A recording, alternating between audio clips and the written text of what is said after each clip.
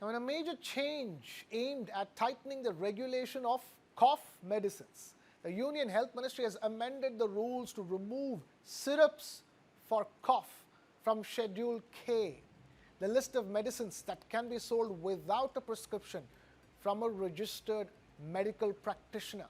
This means that consumers will no longer be able to buy cough syrups directly from pharmacies without a doctor's prescription.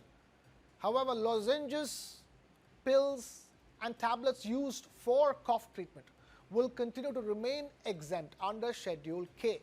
Now, the centre had released draft guidelines in the proposal in December last year and invited comments from stakeholders before finalizing this amendment. The move comes months after at least 22 children died in Madhya Pradesh's Chhindwara district after consuming contaminated cough syrup. Around the same time, there were also reports of children dying in Rajasthan after consuming cough syrups that were not meant for young children. Under the new rules, all cough syrups, including those containing addictive opioid-based ingredients like codeine, will require a doctor's prescription before they can be sold. The issue was discussed by the Drug Consultative Committee, a panel of experts under the apex drug regulator, in November last year following the deaths in Madhya Pradesh. The committee examined whether ingredients other than propylene glycol could be used in syrup manufacturing. Propylene glycol is believed to be the source of contamination involving toxic substances such as ethylene glycol and diethylene glycol. Health experts have also pointed out that prescription-only sales could help prevent children from consuming formulations like dextromethorphan, which are not recommended for children below the age of 4 or 6 years and can cause severe respiratory depression and even death.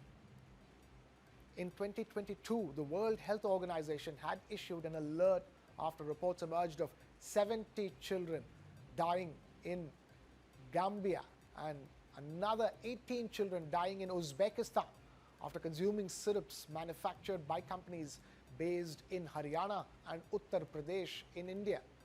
Following those incidents, the government made it mandatory for all syrup batches meant for export to undergo testing at central or state drug testing laboratories. However, that measure did not address contamination in syrups sold within India, as highlighted by the Madhya Pradesh case. India has witnessed similar tragedies in the past as well. In 2020, at least 17 children died in Jammu and Kashmir's Ramnagar after consuming a cough syrup manufactured by a Himachal Pradesh-based company.